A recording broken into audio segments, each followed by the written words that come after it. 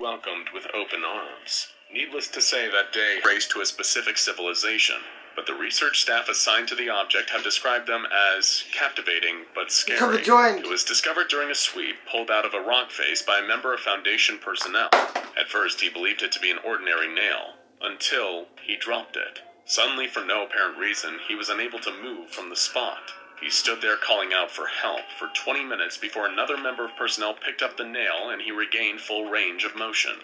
SCP-272, like many other objects in Foundation containment, is almost eerily mundane. Aside... Poise the bitch. Head to bed.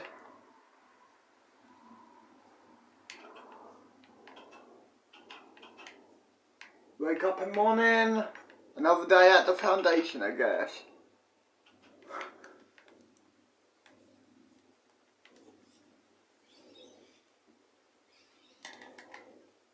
Father, 7 in the morning. Great. Another day at the Foundation.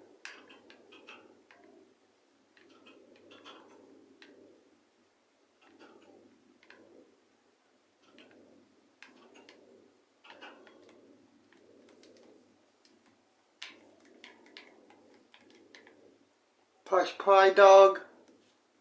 From the engravings on its surface, the nail looks like any other nail you might find scattered on the ground. Its true nature only reveals itself if you happen to drop it. Determined to learn more about the nail's properties, limitations, and potential unknown adverse effects, the Foundation conducted a series of experiments. The first experiment was conducted at the discovery site for SCP-272, the rock face in Afghanistan. A D-class, referred to as D-272-01, was handed the nail and instructed to hammer it into his shadow, in the area of his feet. Once the nail was 2/3 into the rock, the nail was dropped at 02's feet and embedded itself in the earth without needing to be hammered.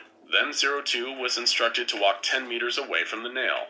He managed this easily with no adverse effects. The experiment was relatively uneventful until 02 attempted to flee the scene and was terminated for his escape attempt. The body was disposed of, and the research team made note of their findings. The nail does not work if the subject is not casting a shadow. Let's go to the cafeteria. So if total darkness kept the nail from working, and bright light meant it worked completely, what would happen if the light changed in the middle of the experiment? 2 hours before sunrise, the very same night, another D-class was brought into the site. The subject, 03, was instructed to walk away from the nail in a strict... Pause it, let's head to the cafeteria. Instead of walking, let's teleport to the cafeteria. Here we are. How can I help you? Yeah, hey, I would like a burger, please. And a chocolate sundae. Cool, here's a chocolate sundae and a burger. Thanks. Let's sit down and eat. Let's go play Xbox. Why not?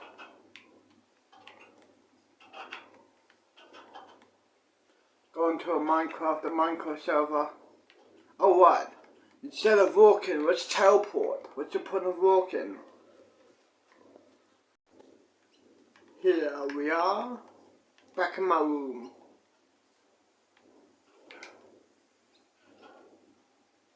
Grab the Xbox controller. No, PlayStation. Turn on PlayStation 5. Go into Minecraft server, survival. Connect the controller. Press play on the video. Let's have a joint. Scrapes, bruises, and mild road rash.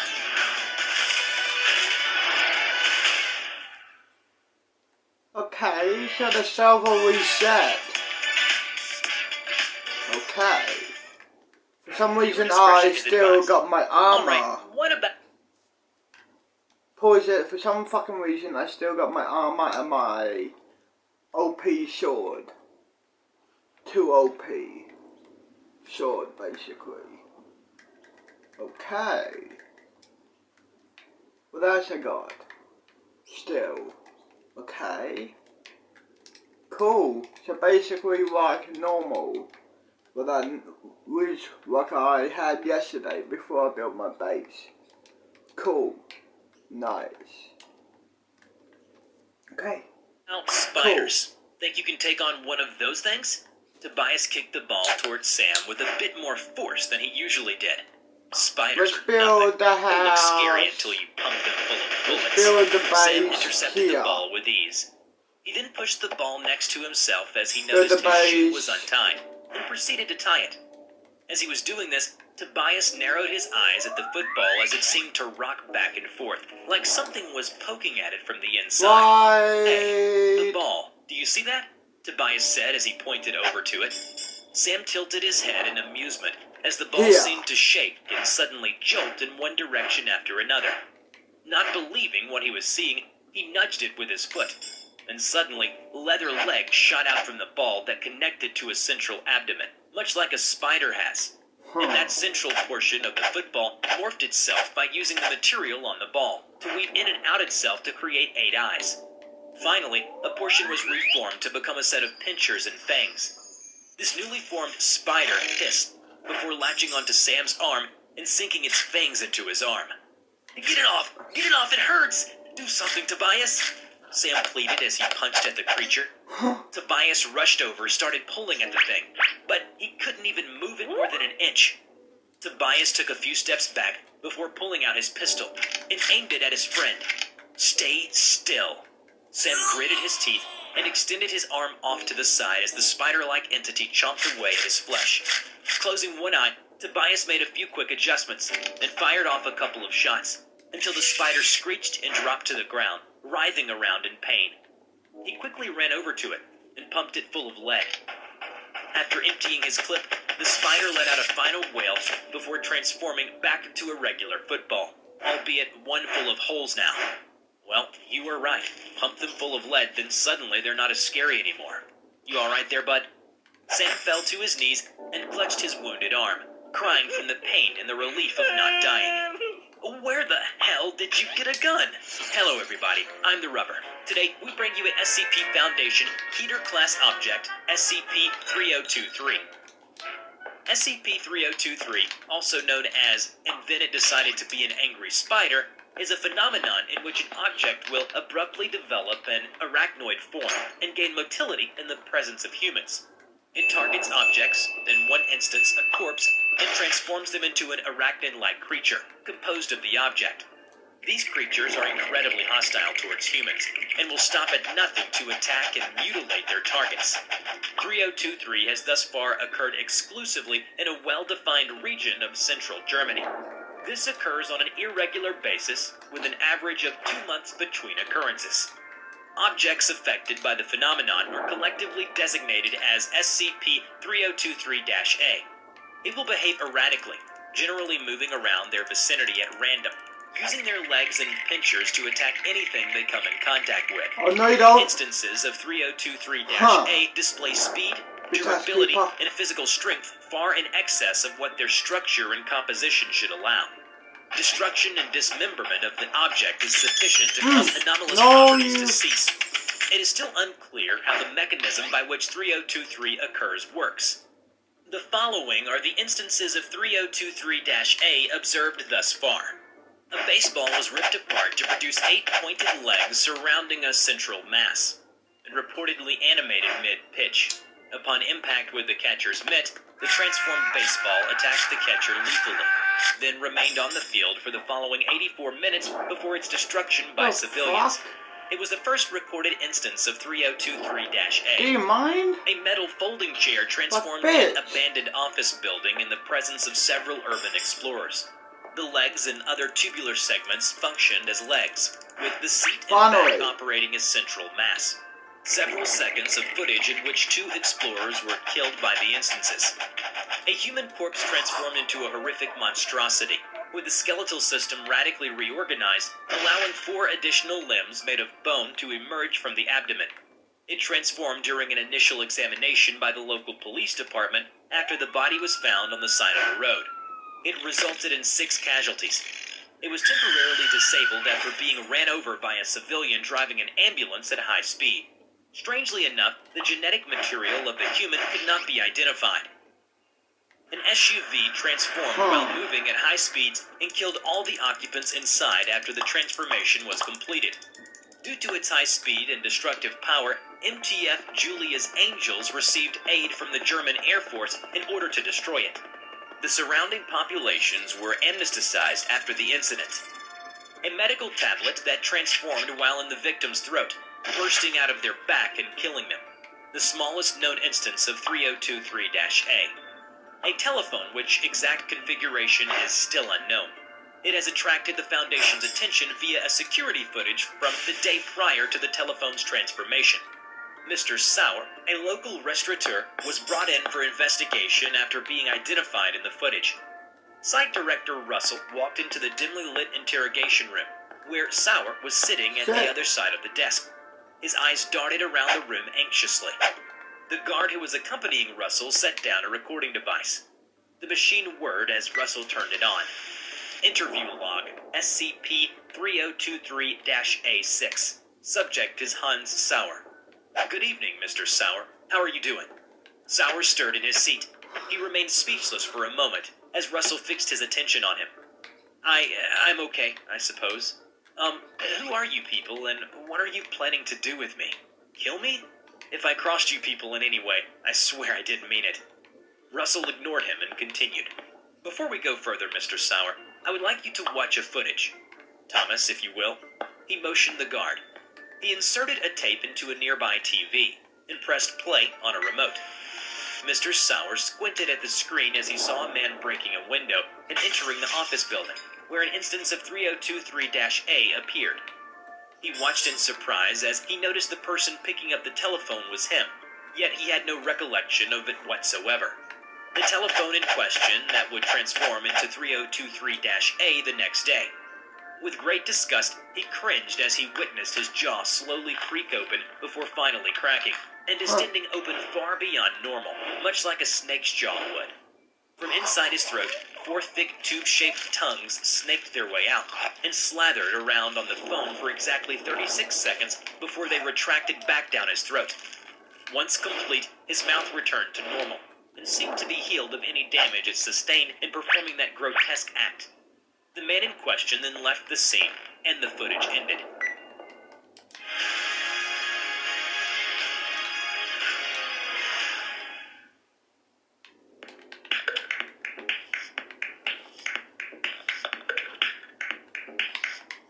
The man in question then left the scene, and the footage ended.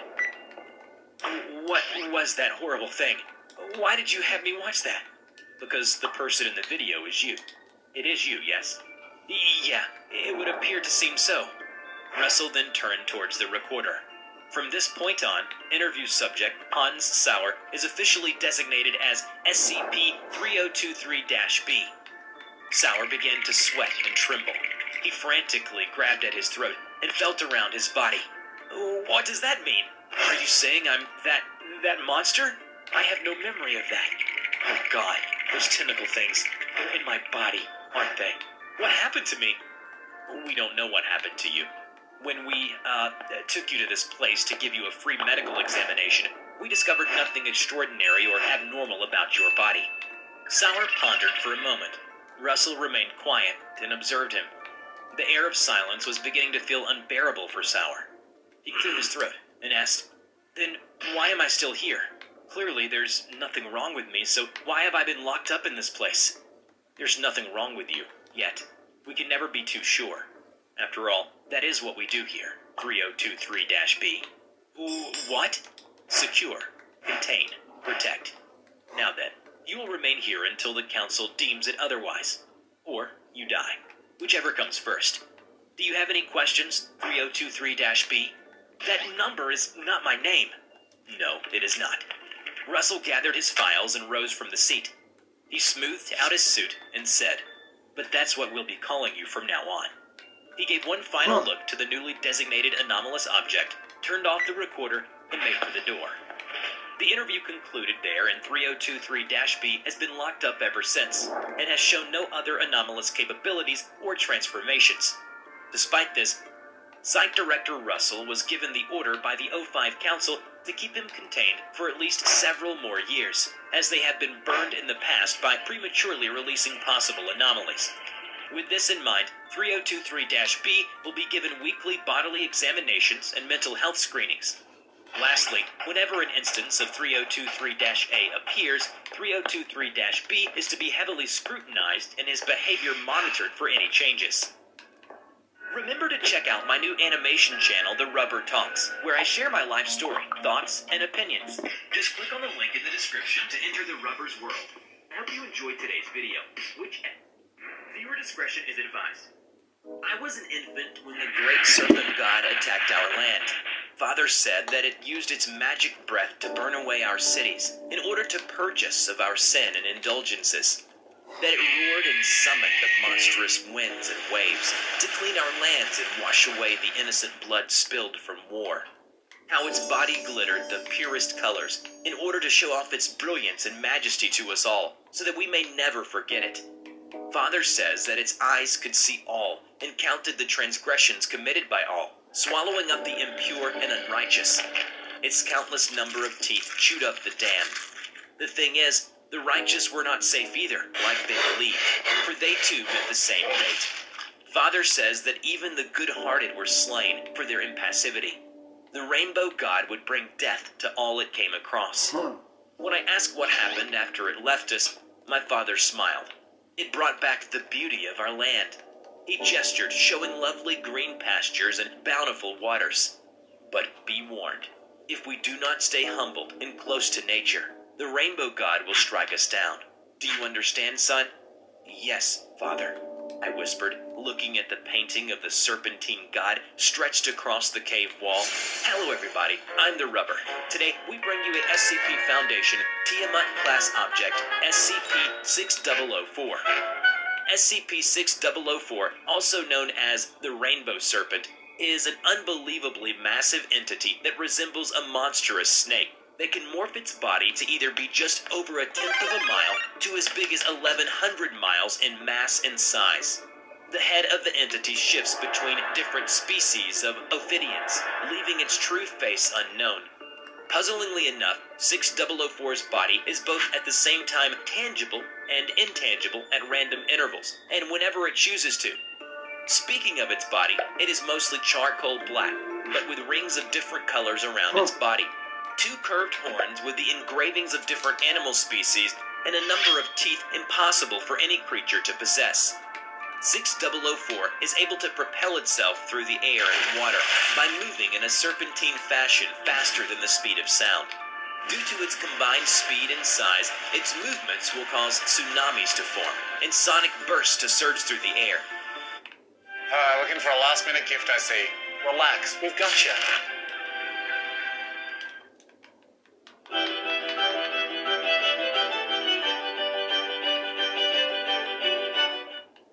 And sonic bursts to surge through the air.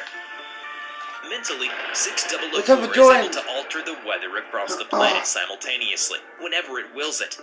Finally, 6004 is capable of swallowing and regurgitating anything that it wishes, but will often swallow animals only to throw them back up into where they belong.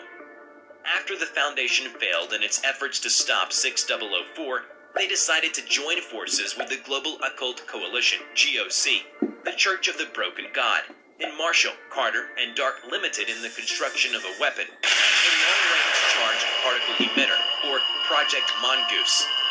A meeting was called by O5-1 following the failure of the prototype of Project Mongoose. A representative from each organization and Site-14's director, Alan Tibbles, were present.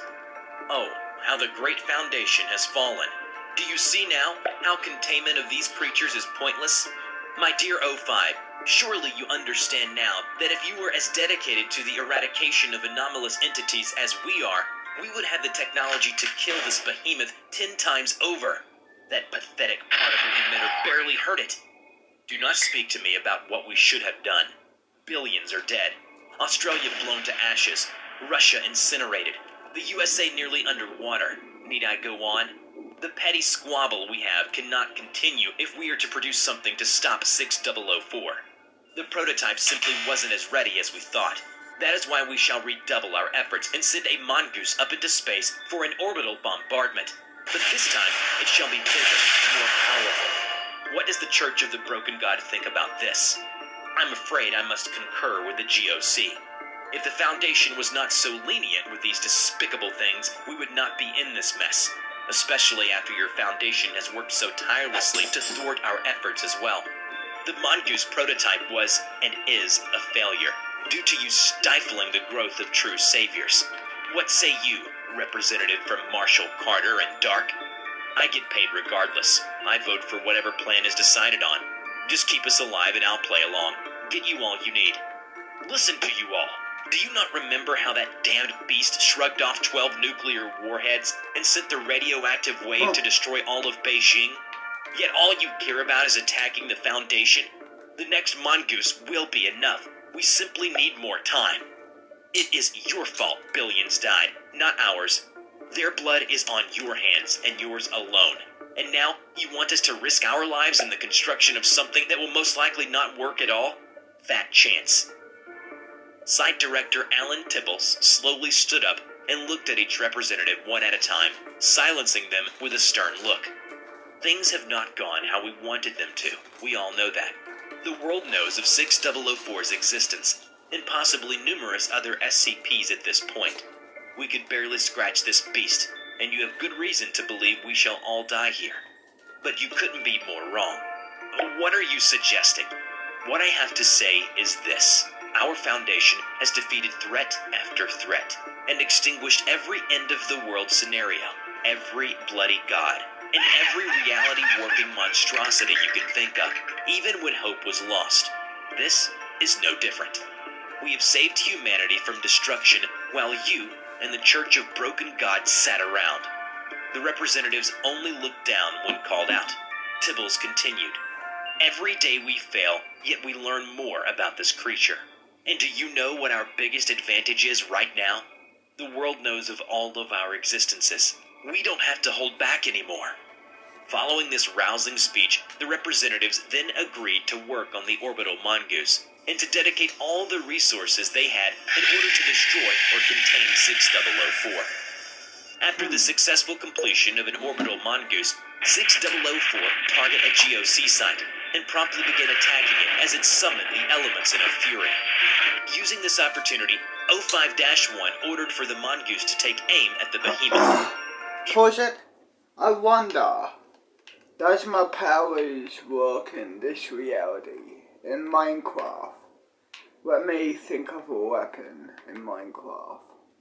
What do I want? What do I want? I want everything, basically. Things they found in the lightless rooms within the Hell basements. yeah! They I got tried to more make stuff, sense of the buddy. things they found, sorted and stocked them in a house yeah, nearby. Buddy. That marked the first More encounter stuff. with anomalous objects. Hell yeah! To a gun that shot real bullets. This A yo-yo here. that would flay the skin of anyone it touched. This Hammers that only worked on human flesh. A breed of skeletal horse that ran faster than anything the men had ever seen. Yeah. Cloaks that seemed woven from the night itself, which Hell allowed men to yeah. gain access to another More dimension. diamonds, Tools, more both wondrous and everything. horrible. Some thought these objects What I must wanted. be miracles sent from God, holy relics to be More worshipped. OP swords. Some, on the other hand, thought these are abominations that should be Everything. destroyed. Some wanted to keep making and selling these to the highest bidder, while some thought to just take it to the president and let him decide. The captain himself, however, thought to use the factory as a place to contain these Yeah, things buddy. and find a way to make them work for his Awesome. fellow men. It didn't take long for infighting to break out. With only 12 people remaining, the captain decided to go through with his plan. It was the beginning of the O5 Council, the beginning of the Foundation. They were able to acquire backings from powerful people through leverages, and with some investments here, a simple invention there, soon Die. enough they began to recruit more people. Agents, researchers, Die. operatives. Eventually they built Die. a city around the factory, which they took to calling Site Alpha. 1911 was when it all went wrong. They realized there was an Die. alien race living among them. It was the only time the Foundation wiped out an entire race of beings. and the captain was responsible for it. The fairies overran the factory, slaughtered the people. They shrugged off their weapons like they were nothing. The captain watched his comrades die and ran deep into the dark guts of the factory. He was being chased all the way down. He could hear them behind him, feel their breath upon his neck. He was just barely one step ahead of him.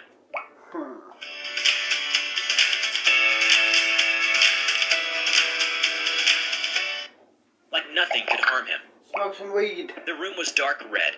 There was a steady thrumming of a gigantic heartbeat. In front of him, the remains of James Anderson. It began speaking with him. The factory, the tools. No matter what you did to them, you fed it.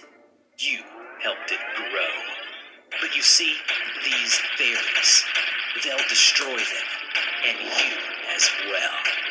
It laughed at the captain mockingly. It was the first time since the liberation of the factory that he had felt such hopelessness. But I can help you. I can make all this like they never happened. All you need to do is just offer you and your fellow men. He knew it was a bad idea, but at that moment, he saw his friends and family killed by the fairies in flashes of visions. The captain agreed, and Anderson smiled. Once again, the captain found himself alive upon the ramparts, watching the fairies coming down from the hills. He looked around him.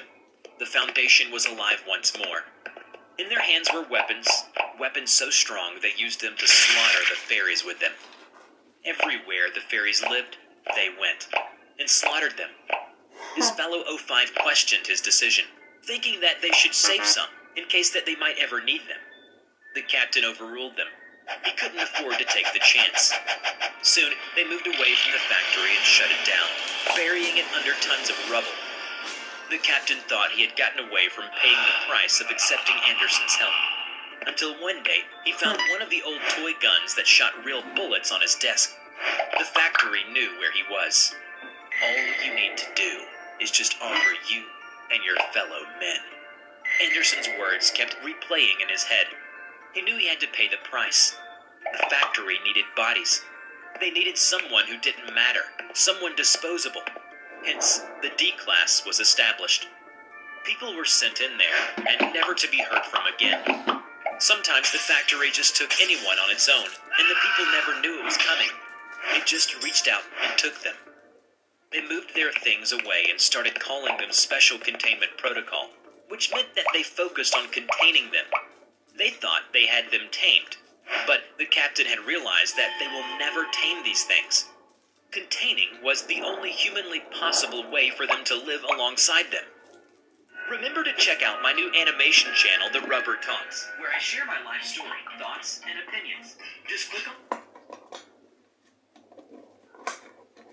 Viewer discretion is advised. It was a full moon. The woman immediately fell around in front of a lake and began wailing in... Viewer discretion is advised. It was a full moon. The woman immediately fell to the ground in front of a lake and began wailing in pain as her husband helped her to deliver her child. A wondrous occasion. The man was overjoyed as he lifted his crying child up into the air, bathing the infant in the moonlight. But the moment... Oh, no you don't, bitch! The man then let go of his hold. Soon after his child plunged into the water, something emerged from the water.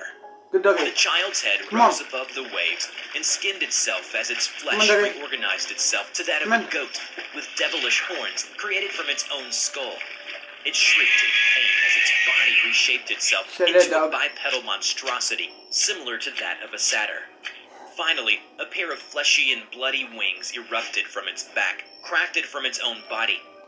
Giving a final gurgling shriek, it flew at its parents with tremendous speed. With hooked hands and reckless abandon, it tore its mother to pieces, devouring her flesh as it did so.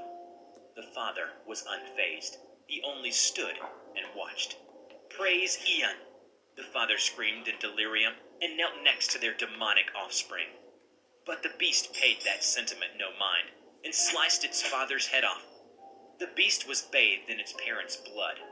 It let out a loud shriek that echoed through the night. Hello everybody, I'm the Rubber. Today, we bring you a SCP Foundation Euclid Class Object, SCP-4059. SCP-4059, also known as the Jersey Devil, refers to a collection but with an array of physical deformities, indicating they died shortly after birth, most likely by their own afflictions and not by the hands of their parents.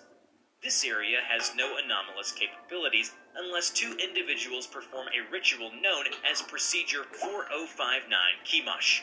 Shit. Great gifts delivered fast. With free express delivery with eBay Plus. 059 Kimash. The second anomaly is SCP-4059-2. These creatures are goat-like in appearance, but are bipedal in nature, with bat-like wings, horns, and hooked claws. Their most distinct marker is their forked tail, and has earned this anomaly the moniker of the Jersey Devil by the locals. 4059-2 are adept predators. It stalks its prey, and will incapacitate them with a bite to the throat. Instances have been reported to be able to move at speeds upwards of 90 kilometers per hour for brief periods of time in the pursuit of prey. Instances of 4059-2 typically avoid human contact, but can become aggressive when trapped or provoked, and they have been known to stalk and kill humans. At seemingly random intervals, 4059-2 may return to 4059-1 to drink. Lastly, SCP-4059-3 is the journal written by a Polish settler that includes the details about the founding and daily life as a resident of 4059-1, as well as the proper execution of Procedure 4059 Kimash, in which instances of 4059-2 would be produced in a series of ritualistic rites. Problem that we have come across. Officer Tell went missing. The O5 were left speechless upon hearing the news. Because never joined. Dr. Scalder could tell that they were done with hearing about the Look damn here, centipede. let me show you around. We believe that he is being controlled by a child of 363, and has now wandered off-site. This just gets better and better. I upgrade Alright, my get out. base. Get out and find out where he is, now. So yeah, Dr. walls Scalder quickly here, left the room, while then 05-4 down goes here into a is smear-fueled ramp. the Immediately after that, mine. Dr. Scalder received a call. So One yeah, of his this assistants is the reported that a mine janitor down has seen here. Tell. He then quickly arranged a For secret meeting with the diamonds janitor. and stuff, you go mining down here, basically. Dum-dum, I'm stuck. Stick with sellotape.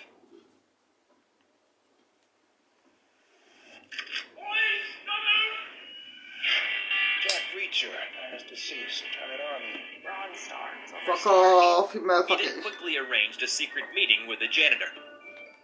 Dr. So, Scalder yeah. slid a photo across the table. This is the The mine, janitor recoiled in fear as he saw the picture. as you It was can a photo already of Tell, tell. smiling proudly beside his squad mates. A far cry of the man he saw. Yeah, that's him. Although he looked very different from the picture here. Different? How? He was all messed up. His uniform was torn up, and I could see that his skin was covered in little black legs like an ant or some other insect would have. And then centipedes were wriggling and poking out of open wounds before scrambling back into burrows of his flesh. I could see his skin constantly moving around with those things under it. And that face. His eyeballs were gone, but I swear he was looking right at me. God, poor kid. Even his jaw and mouth were replaced by these some sort of insect mandibles. The janitor shuddered as he recalled his encounter. Did he speak to you? No, he just laughed. Or I think he did. Could never tell with all that extra features he got going on his face. And then he ran away. After a few days, the Foundation received a signal from Tell's anti-defection tracker. It originated 18 miles away from the site where the containment was breached. A task force was assembled hastily and mobilized to capture Tell. It was theorized that the reason for Tell's immobility was to proliferate more instances of 363 in darkness, until they were ready to begin feeding during the night. Fearing the worst, the O5 Council ordered that the task force burn and raze the town to the ground, and relocate all of the citizens. O5-4 was especially determined to conduct the operation in this way. I will not tolerate any further disgraces to the Foundation. If we cannot contain a damn insect, what good are we? Anyone who refuses to leave the town are to be given amnestics. They will leave the place whether they like it or not. Following the signal of the tracker, the team found Tell in an abandoned shed. paralyzed, his muscles looked to be tense and stiff. His expression was full of agony, or was it bliss? Just as described by the janitor, the men couldn't tell how he felt during the last moment of his death. His body was now a nest, and they were starting to hatch. Without saying another word, the men left the shed and emptied their tanks of flamethrower fluid at the shed, burning it along with the horrors inside to the ground. The operation was a success, at the cost of an absurd amount of bloodshed and fire. Remember to check out my new animation channel, The Rubber Talks, where I share my life story, thoughts, and opinions. Just click on the link in the description to enter the Rubber's world. Before we end this video, we are proud to present these incredibly sweet pieces of fan art. A big thank you to all of you. You can now send us your fan art, and we will be more than happy to show off your best art piece in our next video. Check out our description below on how to submit. I hope you enjoyed today's video. Which SCP do you want to see in the next video, and why it is interesting? When you follow a passion, I get paid to do this. When you do what makes you feel proud, Viewer discretion is advised. The men took a fishing trip to the coast of South America, and while they're at it, they decided to sail around the coastline a little more. The trip itself was pleasant. The weather was glorious, and the sea was behaving herself for the first few weeks. He had to admit he was loving it. But it didn't last long. Something baffling happened, and shook the men to the core. They wanted to check out an archipelago that supposedly was, in the travel guide's words, breathtaking to the few dozen to have seen them. And true to those words, the views were spectacular. They were covered by emerald verdant grass, colorful flowers, and rocks that all seemed to be uniformly pointed towards the sky. Despite the oddity with the rocks and stones, he felt as though he was witnessing beautiful Mother Nature herself for all of 5 minutes. One by one, the island started shifting, slowly at first, creating colossal waves that shook the boat like a leaf in rapids. They then shifted faster, moving in a serpentine fashion as an enormous black shadow of some sort of archaic behemoth clouded the water below for miles around them. It continued for some odd minutes, as the water soon became like miniature tidal waves that they barely made it over somehow, until all movement suddenly ceased, and the shadow faded into the depths. The men looked at each other, soaked by the salty waters, and quickly made preparations to head to the mainland. Over there! Look! A giant wave rose and was about to collapse on them. Brace yourselves! The wave crashed upon the ship, breaking it in half. As the men were tossed about in the water like a rag doll, they caught a glimpse of the creature, a behemoth that seemed to be the ocean itself. The men were but tiny specks of ants floating in the dark abyss. So this thing is responsible for their predicament, he thought. No, it was not responsible for anything that was happening. The Leviathan was merely existing, indifferent to the tidal waves on the surface, the sunken ship, or the drowning men. The survivors never spoke of what happened that day. The very thought of something that large prowling around the globe beneath the waves made the men question their own existence. So they decided to settle on ignorance. And ignorance is bliss. Hello everybody, I'm the Rubber. Today, we bring you a SCP Foundation Keter-class object, SCP-169. SCP-169, also known as the Leviathan, is believed to be an anthropod of gigantic proportions, and the true beast behind the myth of the Leviathan. Much like many SCPs the Foundation has come across since its inception, the origins and true nature of such entities and objects are only theorized. 169 is no different. 169 was discovered by MTF Gamma-6, as the Foundation suspected anomalous activity stemming from the southern tip of South America and an archipelago. What aroused curiosity in Dr. Shirazawa and the Foundation itself was that the archipelago in question drifted several miles from their original locations in a rather serpentine fashion. After Gamma-6 was sent to investigate the islands, they were tasked with collecting soil samples, rock samples, vegetation, and any entities that they came across. If said entities were hostile, lethal force was authorized. A terrifying realization dawned on Gamma-6 as soon as they dug their shovels into the soil, and it promptly began to bleed. much like the growths they took off of the rock-like plates that were scattered across the island. Feeling that further exploration was unnecessary, Dr. Shirazawa ordered Gamma-6 to return to a site near the coast of Brazil.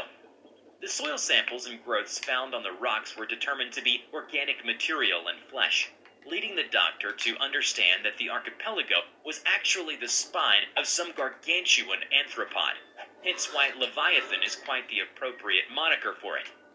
According to Dr. Shirazawa and his researchers, 169 is estimated to be between 2,000 and 8,000 kilometers in length, and millions of years old.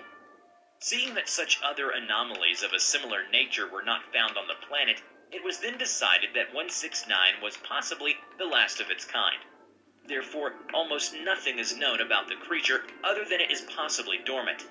This is believed to be the cause because it only sways or moves a little less than a mile every week, and breathes periodically every few months. The ramifications of 169 being active would certainly be seismic tremors and tidal waves, so monitoring of 169 is to happen 24/7 in case of any changes in activity. By direct order of the O5 Council, all ships that come into contact with or near 169 are to be scrapped and erased from all records, public and private. All individuals on board such ships are to be given Class A amnestics, and told that they were involved in a shipwreck, but managed to survive. Thankfully, these two events are rare, as the archipelago is home to several species of endangered animals and plant life, and so the area and islands are off limits, quite conveniently. Any images taken from satellites of 169 are to be changed and or destroyed, unless they have been taken with permission or by the Foundation. NASA has generously offered for the Foundation to use their own satellites to monitor and take photos of 169 after the Foundation donated a large sum of them. The U.S. National Oceanic Administration came close to discovering the existence of 169 after they detected an ultra-low frequency sound coming from around the southern coast of South America. An SCP agent within the administration tried to prevent this news from being released to the public, but failed in this task, and the public at large learned of this. The Foundation, however, deduced from the news that the origin of the sound was in fact the head of 169. In the end, none was the wiser as to what made the sound. The O5 Council ordered that all attempts to uncover the truth of the noise were to be suppressed, or sabotaged and undermined by embedded Foundation agents. Should 169